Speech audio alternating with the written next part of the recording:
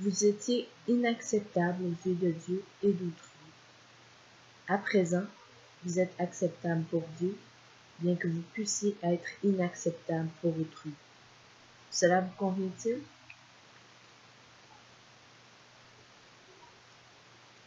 Chapitre 24. Richesse, force et beauté. Notre monde à l'envers se remet à l'endroit. Lorsque nous voyons avec les yeux de la foi, ce qui signifie que notre vision est meilleure et plus claire, nous découvrons que les choses ne sont pas nécessairement telles qu'elles semblent être. Nos sentiments ne sont pas toujours les juges fiables des réalités profondes, quand en fait les personnes déshonorées ont été honorées. Voici ce qui s'est passé. Vous avez été unis à Christ par la foi. Désormais, ce qui lui appartient est vôtre. Vous avez répondu à son invitation à venir manger, littéralement, et vous avez pris la Sainte Seine. Vous avez reçu de la puissance. L'impur a été sanctifié. La vraie réalité est en vue. Vous devenez à l'aise dans un monde nouveau qui peut être à l'opposé de ce à quoi vous vous attendiez. Les situations absurdes abondent. Que le frère de condition humble se glorifie de son élévation, que le riche, au contraire, se glorifie de son humiliation. Jacques 1, versets 9 et 10. Ces paroles ne sont plus des énigmes. Voici la divulgation complète. Notre monde à l'envers est redressé dans notre relation avec le Seigneur. Mais il peut encore nous donner l'impression d'être à l'envers dans certaines de nos relations de tous les jours.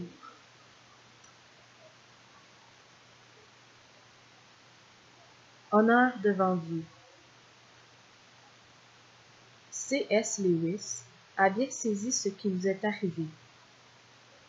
Ce n'est pas une mince affaire que de vivre dans une société de dieux et de déesses potentielles, et de se rappeler que la personne la plus terne et la moins intéressante à laquelle vous parlez en ce moment pourrait bien un jour devenir une créature qui vous ferait fortement tenter d'adorer si vous était donné de le voir ainsi aujourd'hui. C'est de vous qu'il parle. Grâce à Christ, vous êtes désormais honorable et beau, et vous le devenez toujours plus. De la pauvreté à la richesse. Si vous aviez demandé aux membres de l'Église primitive ce qui leur était arrivé, vous auriez obtenu une version de l'histoire. Des haillons aux millions. Il avait été tiré de la pauvreté et du néant, et en était venu à tout posséder. 2 Corinthiens 6, verset 10. En Christ, il était riche. 1 Corinthiens 4, verset 8. Et un héritage glorieux leur était réservé. Éphésiens 1, verset 18. Ces richesses n'étaient pas de simples figures de style, du genre « en Christ, c'est comme si vous étiez riche ». Les béatitudes évoquent l'héritage à la fois de la terre et du royaume des cieux. Étant donné que ces choses-là appartiennent à Jésus, elles sont également le propre de tous ceux qui s'associent à Christ. Comme preuve de cette réalité, l'Église primitive était caractérisée par la générosité.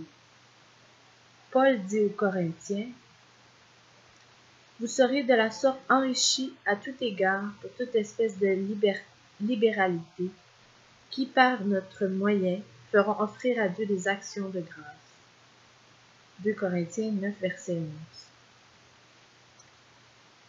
L'Église donnait au-delà de ses moyens parce que ses membres aimaient les autres. Ils n'avaient plus peur de se ruiner, ils savaient que tout appartenait à leur Père, et donc que tout leur appartenait. Lorsque vous savez qu'un énorme héritage vous attend, vous pouvez vous permettre d'être généreux. Une application possible, vous pouvez donner la dîme pour exprimer votre affranchissement de la honte, du néant et de l'inutilité. De l'esclavage à la royauté. À la transition de la pauvreté à la richesse se rattache le passage de l'esclavage à la liberté, puis de la liberté à la royauté. Cela aussi était très réel pour l'Église primitive. Par exemple, étant donné que nous n'avons reçu un statut plus élevé que celui auquel nous aurions jamais pu rêver, l'apôtre Paul a dit à des esclaves qui s'étaient tournés vers Christ de demeurer dans l'état où ils se trouvaient. Si la liberté leur était donnée, tant mieux, ils pouvaient l'accepter. Sinon, il est encouragé à rester dans leurs conditions actuelles. 1 Corinthiens 7, versets 20 à 23. En écrivant cela, Paul ne prônait pas l'esclavage. Il déclarait simplement une vérité plus profonde. Nous sommes de lignée royale, indépendamment du traitement dont nous faisons l'objet. Nous avons la liberté en Christ que personne ne peut nous ôter. La façon dont on nous traite importe peu, en comparaison de l'honneur de faire partie de la famille royale et d'être des ambassadeurs royaux. Toutefois, comprenons bien les commentaires de Paul aux esclaves. L'esclavage du Nouveau Testament, comme Paul en parle, n'était pas la pratique sociale abusive à laquelle nous associons le terme aujourd'hui. Ces paroles reviennent à ce qu'a dit Jacques auparavant. Soyez fiers de votre position élevée. Comment s'y prendre? Vous pouvez discuter de ce que vous avez reçu en Christ. Mieux encore, vous devez en parler. Si vous n'avez pas encore parlé, sachez que vous devez prendre de bonnes et importantes mesures. Quoi d'autre? Je regardais ma petite fille se pavaner, dans la mesure où un enfant de 2 ans en est capable, en s'avançant dans ma direction. Elle ne me regardait pas droit dans les yeux. Après tout, les membres de la famille royale le font rarement. Je savais que j'étais censé remarquer quelque chose, mais quoi? Ah, le ruban dans ses cheveux. Voilà ce dont il s'agissait. Ruby, tu as un joli ruban. Son sourire m'indiqua que j'avais dit les bonnes paroles. Je ne prétends pas que vous devriez vous entraîner un peu à défiler, mais pourquoi pas? Si l'idée vous semble étrange, vous pourriez commencer par vous tenir un peu plus droit. Un membre de la famille royale n'est pas gêné d'être remarqué. De la faiblesse à la force. Le pauvre est le nouveau riche, le faible le nouveau fort. Comment pourrait-il en être autrement? Jésus a été crucifié à cause de sa faiblesse, mais il vit par la puissance de Dieu. 2 Corinthiens 13, verset 4. Nous suivons son exemple. Pour l'apôtre Paul, le mot faible signifie en particulier la faiblesse physique ou le handicap. Pour nous, il peut vouloir dire une douleur ou un problème d'ordre physique qui nous rappelle que notre corps n'est pas à la hauteur. Le terme peut être élargi et inclure aussi ceux qui, chez nous, ne respectent pas les normes du monde sur le plan physique ou mental, qui ne peut reconnaître chez lui une longue liste de défauts. Pensez à l'échec.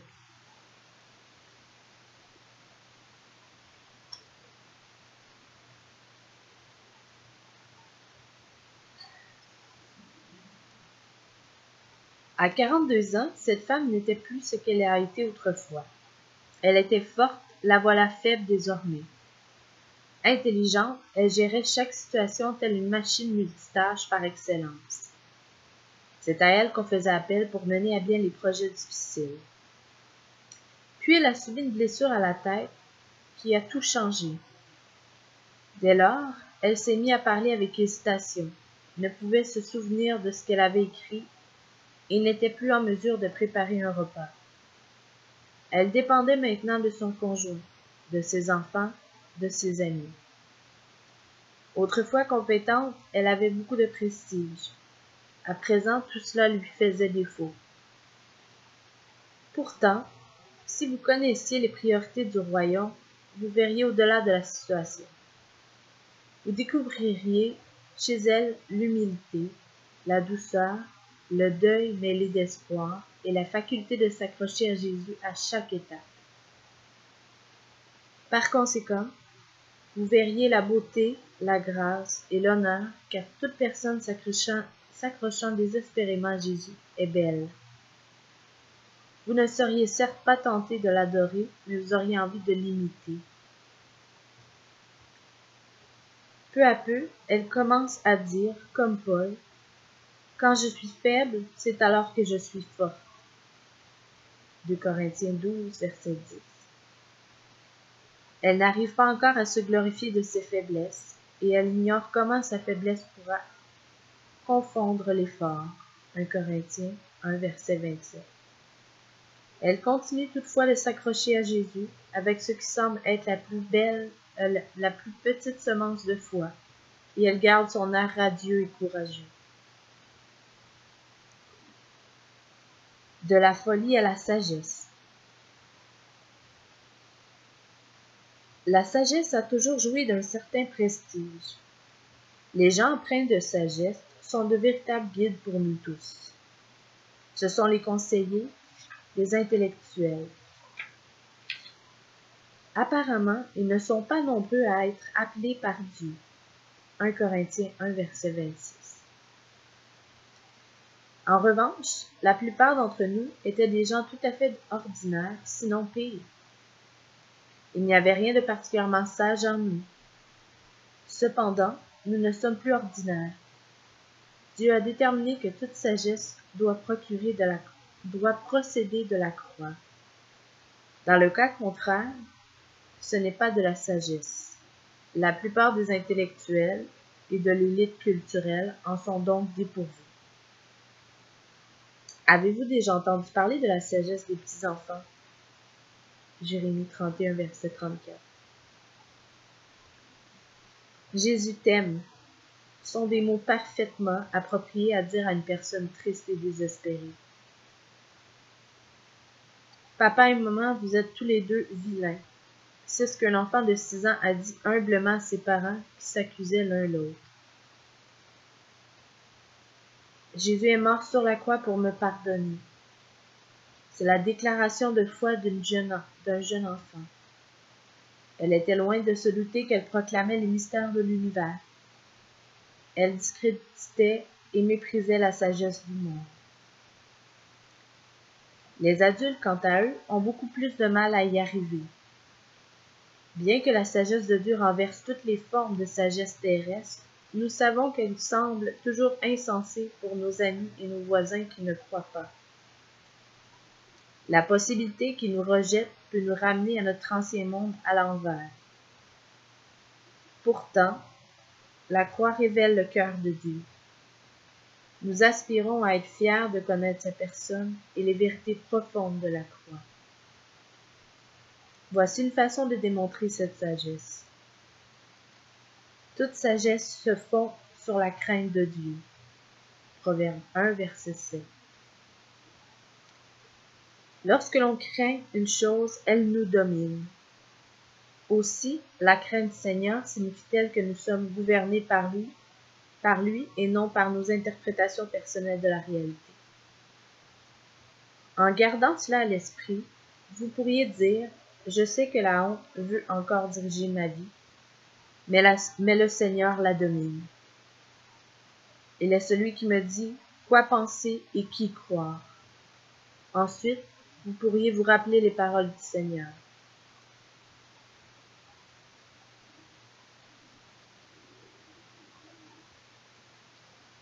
De la laideur à la beauté.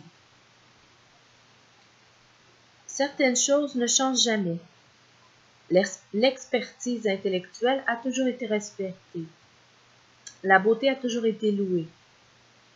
Dans notre monde nouvellement redressé, où Jésus préfère le moins noble et le moins sage, nous soupçonnons qu'il favorise aussi les moins attrayants.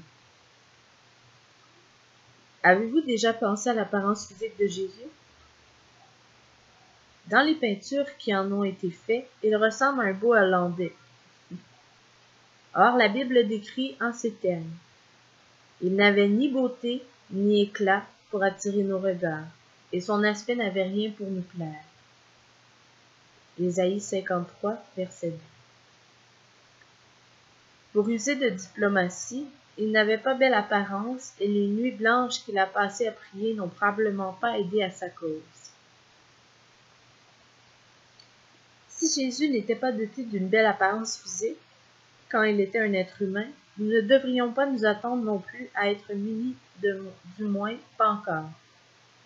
En être munis du moins pas encore. Il ne s'agit pas de rabaisser la beauté physique, mais dans la vie, certaines choses sont vouées à disparaître, et la beauté physique est éphémère. Si nous vivons assez longtemps, nous la perdrons. En outre, s'il nous arrivait d'en être pourvus pour un temps, nous serions fortement tentés de mettre notre confiance en elle. Ézéchiel 16, verset 15. Le royaume de Dieu valorise plutôt les choses qui perdurent. Par exemple, Paul écrit « Exerce-toi la piété, car l'exercice corporel est utile à peu de choses, tandis que la piété est utile à tout. Elle a la promesse de la vie présente et de celle qui est à venir. » 1 Tite 4, verset 8. L'Éternel est toujours plus beau que le temporel. Même les prix des automobiles suivent ce principe. Les choses durables ont la valeur la plus élevée. Lisez ce qui est écrit à propos de la femme vertueuse, Proverbe 31. Vous y trouverez les mots valeur, force, gloire et heureuse. On la comble de louanges et son honneur confère un statut élevé à toute sa famille. Toutes ces qualités vous assurent qu'elle est belle, parce que la vraie beauté est magnifique et louable. Une personne belle jouit d'une bonne renommée et de splendeur. Bien sûr, c'est son être intérieur qui est paré de beauté. La grâce est trompeuse et la beauté est vaine. La femme qui craint l'Éternel est celle qui sera louée. Proverbe 31, verset 30. Le royaume s'attaque de nouveau aux valeurs du monde. Il sape la sagesse mondaine, et pourtant il est entièrement logique. Qui peut nier que la beauté est éphémère? Les efforts chirurgicaux visant à la préserver sont comme des châteaux de sable bâtis pour retenir la marée. De plus, qui peut nier qu'un caractère pieux est magnifique et beau? Le zèle, la générosité et l'amour de cette femme sont charmants.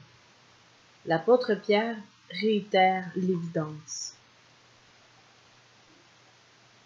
Ayez non cette parure extérieure qui consiste dans les cheveux tressés, les ornements d'or ou les habits qu'on revêt, mais la parure intérieure est cachée dans le cœur. La pureté incorruptible d'un esprit doux et paisible, qui est d'un grand prix devant Dieu. 1 Pierre 3, versets 3 et 4. C'est bon, nous avons compris. La vraie beauté, la beauté intérieure, est durable. Pourtant, cette vérité ne nous accordera pas un rendez-vous galant et ne fera pas en sorte que nous soyons heureux dans notre apparence. Nous avons tous été adolescents et nous avons passé beaucoup de temps à nous regarder dans le miroir, mécontents de ce que nous y voyions. Sur ce point, on connaît les bonnes réponses, mais elles ne semblent pas pertinentes. Mais elles ne nous semblent pas pertinentes. Nul doute que c'est précisément dans ce domaine-là que le choc des cultures est le plus dur. Le monde a progressivement adopté la beauté physique comme une valeur fondamentale. Or, le royaume de Dieu dénonce cette valeur. Nous serons tous beaux sur le plan physique quand nous verrons Christ face à face, mais la plus grande source de beauté terrestre, c'est la piété. Nous sommes nombreux à hésiter. Nous avons entendu suffisamment d'histoires de célébrités pour savoir que les personnes belles pensent être laides et qu'elles souffrent d'une piètre estime de soi. Par conséquent, nous savons qu'un peu de chirurgie esthétique ne constitue pas la réponse à leurs problèmes. Néanmoins, c'est une chose que d'être physiquement beau tout en croyant être laid, c'en est une autre que d'être dans la moyenne et d'y être inférieur et d'en être conscient. On est à même de se demander si le dégoût de soi, de ces personnalités, n'est pas un peu égoïste ou encore s'il fait partie de leur style. On devine que ces gens-là savent vraiment à quoi elles ressemblent et qu'ils en sont plutôt fiers. Revenons toutefois à la réalité et n'oublions pas que la honte n'est pas discriminatoire. Elle ne peut être camouflée au moyen de la beauté physique. Quelle confusion! Il n'y a pas d'étape facile à suivre dans ce cas présent. Nous devons adopter de tout cœur les valeurs du royaume. Personnellement, j'apprécie toujours la devise « En cas de doute, repentez-vous ». Je me repens de croire que Dieu ne me suffit pas. Je me repens de vouloir recevoir un peu de gloire. Voici la vérité. Dans le royaume, les règles ont changé. L'opinion erronée de la majorité sur la beauté a été prouvée fausse. Il existe une beauté plus profonde, plus durable, que l'on acquiert en découvrant le caractère de Dieu et en l'imitant. Dieu est beau. On s'attend donc à trouver le reflet de sa beauté chez son peuple. Qui êtes-vous? Vous êtes un miroir qui, tourné vers Jésus, reflète sa gloire. Vous embellissez de jour en jour. D'inutile à missionnaire. L'un des résultats de votre transition vers la vraie beauté, c'est que vous obtenez un emploi. Vous avez une raison de vivre. La personne vraiment belle se réveille chaque matin en sachant que sa journée sera remplie de bonnes choses. Elle ne cherche pas juste à s'occuper. N'importe qui peut faire cela. Elle porte du fruit. Sa vie a un sens. L'absurdité est attachée à la honte. Vous n'êtes rien. Vous ne faites rien. Si vous êtes stressé et fonceur, c'est que vous voulez tout simplement éviter que la futilité de la vie vous frappe de plein fouet. Au fond, la personne honteuse se sent indigne de toute mission divine. C'est pourquoi la discussion avec Jésus et Pierre sur la plage est si importante. Après les reniements de Pierre et la résurrection de Christ, ce dernier a pardonné à Pierre. C'était vital, mais ce n'est pas tout. Jésus a ensuite convié Pierre à un repas, l'assurant de ce fait de la restauration de leur relation. Puis il a confié une mission à l'apôtre. Paix mes brebis. L'Écriture est claire. Si vous êtes venus à Christ, vous faites partie des élus. Cette vérité est partout présente dans la Bible. Faites-en l'étude. Dieu choisit l'indigne. À présent, s'il vous a choisi, il l'a fait pour un but précis. Jésus a dit, « Ce n'est pas vous qui m'avez choisi, mais moi, je vous ai choisi et je vous ai établi afin que vous ayez et que vous portiez du fruit et que votre fruit demeure, afin que ce que vous demanderez au Père en mon nom, il vous le donne. » Jean 15, verset 16. Portez du fruit durable et honorable. Vous sentez-vous mal équipé pour votre mission? Quand Dieu vous choisit, il vous fournit les capacités nécessaires de le servir. Il vous prépare et vous outille adéquatement pour la tâche qui vous incombe. Si vous avez le sentiment que vos dons ne comptent pas parmi les plus intéressants, vous vous trompez. On a besoin de chacun dans le corps de Christ. Et les dons qui semblent les moins distingués reçoivent comme on peut s'y attendre, dans le royaume un honneur spécial. L'œil ne peut pas dire à la main « je n'ai pas besoin de toi », ni la tête dire aux pieds « je n'ai pas besoin de vous ». Mais bien plutôt, les membres du corps qui paraissent être les plus faibles sont nécessaires, et ceux que nous estimons être les moins honorables du corps, nous les entourons d'un plus grand honneur. Ainsi, nos membres les moins décents reçoivent le plus d'honneur, tandis que ceux qui sont décents n'en ont pas besoin. Dieu a disposé le corps de manière à donner plus d'honneur à ceux qui en manquaient, afin qu'il n'y ait pas de division dans le corps, mais que les membres aient également soin les uns des autres. 1 Corinthiens 12, versets 21 à 25. Tous ces dons servent la mission fondamentale de l'amour humble et sacrificiel de Dieu. Nul besoin d'attendre pour découvrir vos dons. Il vous suffit d'ouvrir les yeux et de voir ce qui se trouve devant vous. Avec la pratique, vous pourrez commencer à élaborer des stratégies pour témoigner de cet amour aux autres. Si vous avez alors le sentiment que votre mission devient trop aléatoire et vague, demandez conseil aux autres, ainsi que leur soutien dans la prière. Vous pouvez aussi écrire un énoncé de mission. La mission de Jésus était très claire. Il pouvait l'exprimer à tout moment.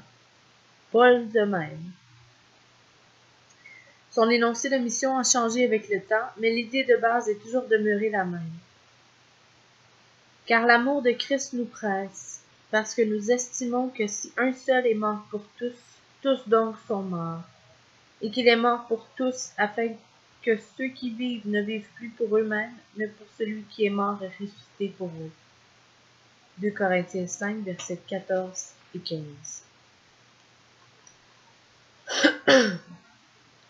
Vous rappelez-vous l'importance de parler de ces choses? Le moment semblerait opportun pour passer à l'action. L'objectif dépasse de beaucoup votre bien-être personnel. Ce dernier suffit rarement à motiver ceux qui ont l'impression d'être sans valeur. Or, votre mission consiste à dire la vérité dans l'amour. Qui peut dire non à une telle mission?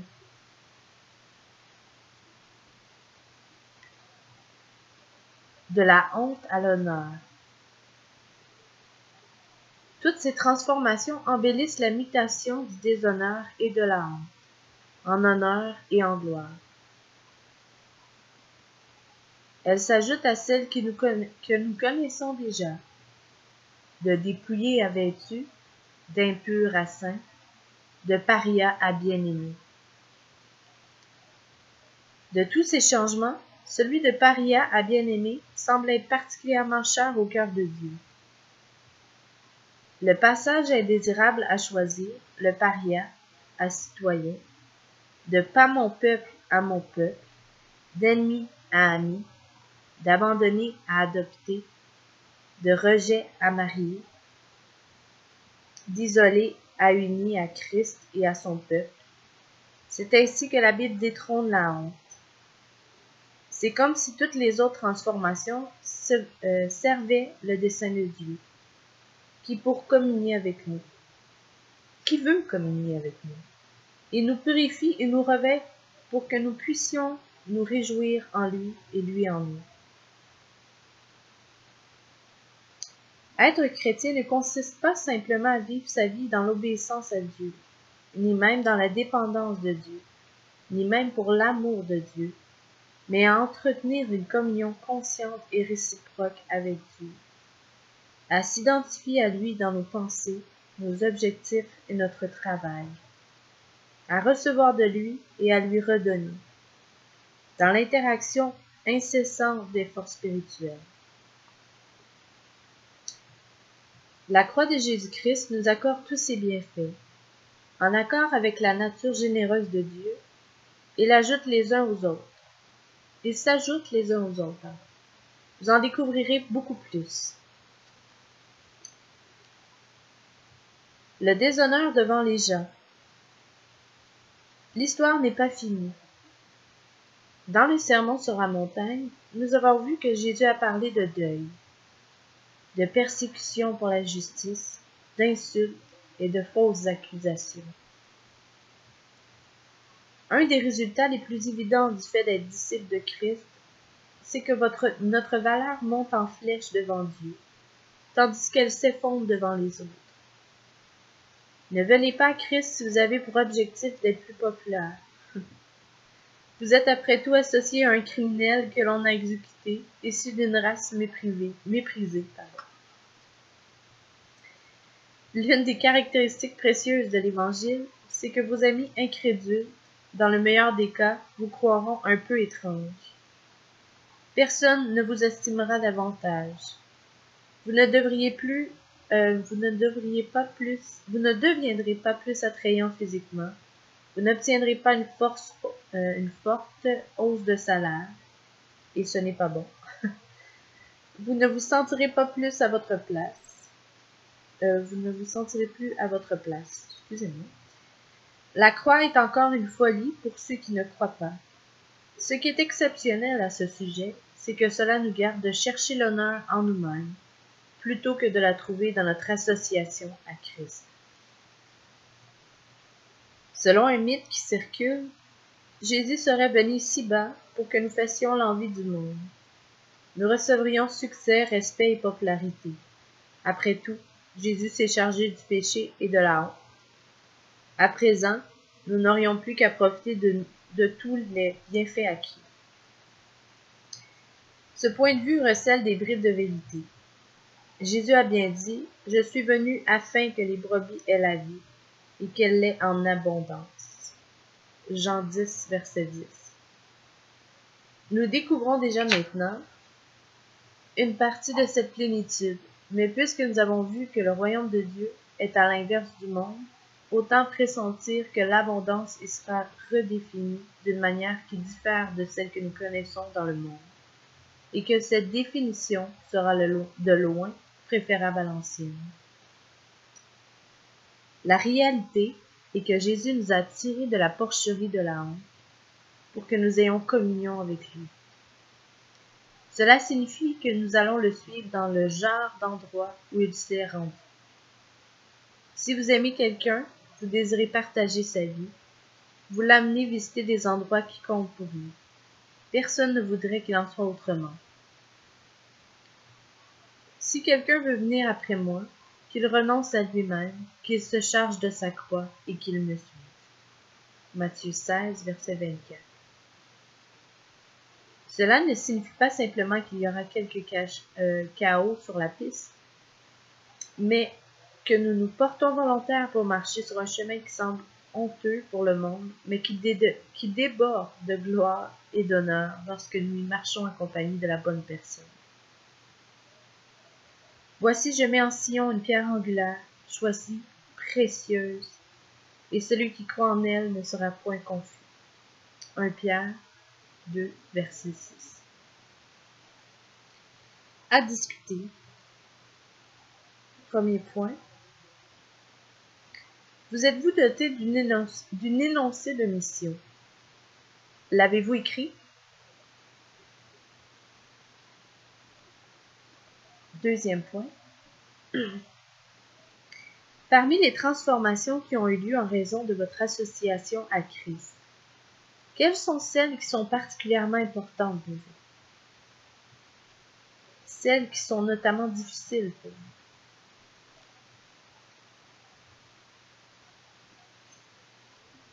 Troisième point. Quelles mesures pourriez-vous prendre pour adopter la perspective biblique de la laideur et de la beauté? Nommez des moyens de rester concentré sur les réalités spirituelles. Quatrième, expliquez 1 Pierre 2, verset 6.